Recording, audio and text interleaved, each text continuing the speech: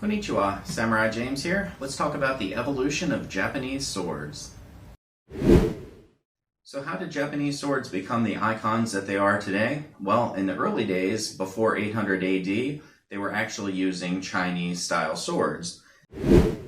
There's a Chinese-style sword called the Jian, which is a double-edged, straight-bladed sword. Now, you might be thinking, well, that doesn't seem right. Japan uses katanas, and they're single-edged and curved. But in the early days, they had swords very similar to this that were called either ken or tsurugi, straight-bladed, double-edged swords. Now, in the early days, they also had a straight-bladed, single-edged sword.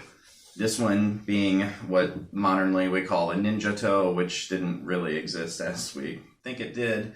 Thank you, Hollywood. But anyway, this would have been a straight-bladed sword with a single edge to it.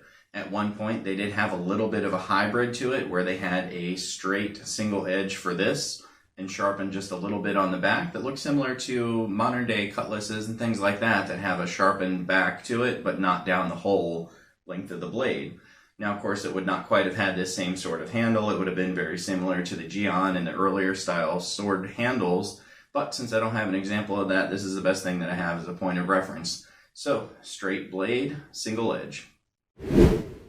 Now, as time went on and swords evolved, the northern part of Japan would actually get a sword called the Warabite, which would be sort of like an early Tachi. They had a very curved handle, but a straight blade to it. So instead of a curved blade that we're used to seeing with the Tachi, it was just the handle that was curved. That still, when you held it forwards, made the blade go back, but it went back straight instead of at a graceful curve like that.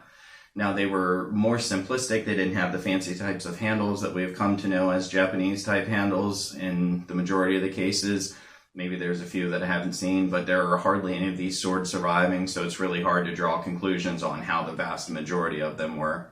Now, whether or not that sword had any influence on what would eventually become the Tachi, or if it was something that evolved from the straight-bladed, single-edged swords, is kind of a subject of debate. We don't really know for sure. Now, we also see the Tanto come around this time. It is a distinctly Japanese-styled knife. It'll have a few evolutions over the years, but the primary design and function stays the same on it. One thing that's interesting in the early years is there's a style called Kanmuri Otoshi, in which the blade itself is a single-edge curved blade here, but along the spine, part of the back of this is actually sharpened. So it's a little bit of an in-between between a single-edged sword and a double-edged sword. Just like earlier when I mentioned the straight-bladed single-edged sword that had part of the back sharpened, this is what they did with the Tanto as well. And this works particularly well for thrusting, especially getting through armor, because at this point, samurai armor was the oyuroi, the large, bulky, squared type armor, which was difficult to get through on the ground unless you were getting into the openings, and a dagger like this could be incredibly useful for that. And of course, the katana. Single-edged, curved blade here. That's a weird-looking tip. Well, that's because this isn't a katana. This is actually a intermediate sword in between what would be the Tachi and the katana, where they actually had a partially double-edged, partially single-edged blade. So it's a single edge from here all the way up, just like what we're used to seeing with the katana.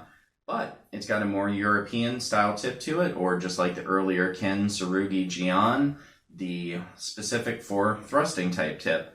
And then as it goes along the back here, it's also got a portion of the back of the blade that's sharp. Now, the most famous of this is called Kogarasu Maru, and it was a treasure of the Taira clan. So you had what would almost be a through-hardened blade, because it's differentially hardened on both sides, and then differentially hardened on a single side.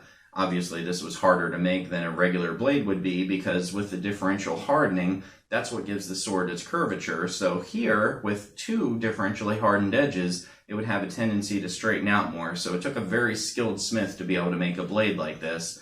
And for some reason, it just didn't stay popular with the samurai, and it would eventually just fade out of popularity. There's only a handful of these type blades that actually still survive. So now we're at the point where Japan begins getting their own distinct style of sword. First up as a primary sword is the Tachi. This would be worn on horseback, blade down and suspended from the waist. It's got a long curved blade, which is great for attacking on horseback, and we see that with other things such as military sabers from other cultures, a curved blade simply works well on horseback.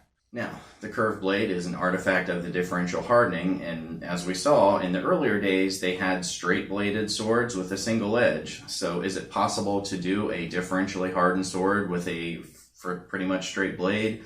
Yes, they were able to control the curvature of the blade, so they could have made straight swords, and they chose to make curved swords.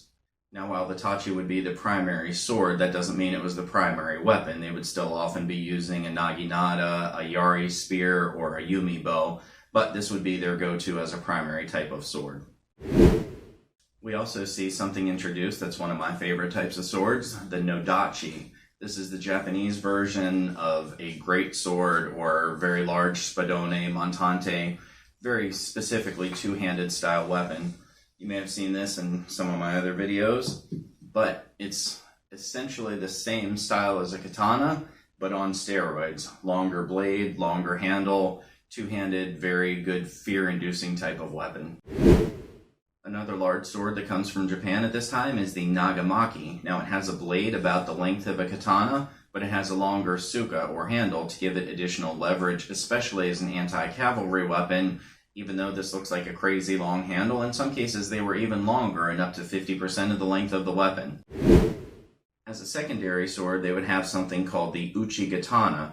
This was somewhat like a Wakizashi and a katana, often sometimes in the mid-range of blade length on that. The katana not being vastly shorter than the Tachi, they would have something a little bit shorter as well.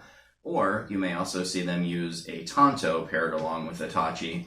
Daisho, which is the word that we often associate with a katana and wakizashi, simply means long and short. So it means a long sword and a shorter sword. So in this case, a tachi and a wakizashi would be a daisho. A tachi and a tanto could also be a daisho. So if the Uchigatana is basically the same as a katana, why do they have two separate names? Well, in Japan, katana simply means curved single-edged sword. We, outside of Japan, just use it to refer to the common sword that we call the katana, but in Japan, the proper terminology is actually Uchigatana.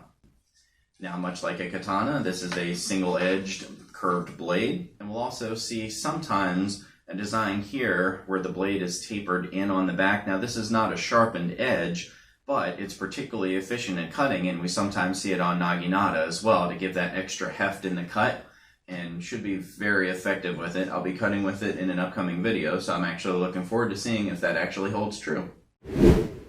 Now for the wakizashi, it is of course a single-edged blade that has a curvature to it, and it would actually be worn blade up in the hip. When it was the days of the Uchigatana, that's what would eventually evolve into the katana once they moved from primarily mounted combat to foot combat. And finally, now we get to the classic katana. Curved blade, single-edged, differentially hardened, the signature weapon of the samurai.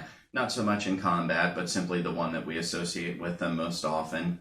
Now, we often see it in this black and white design because during the Edo period, the design would actually be standardized so that they would say for duty swords for samurai, it would be white samigawa and black for the tsukamaki. That's why we see it most often like this today.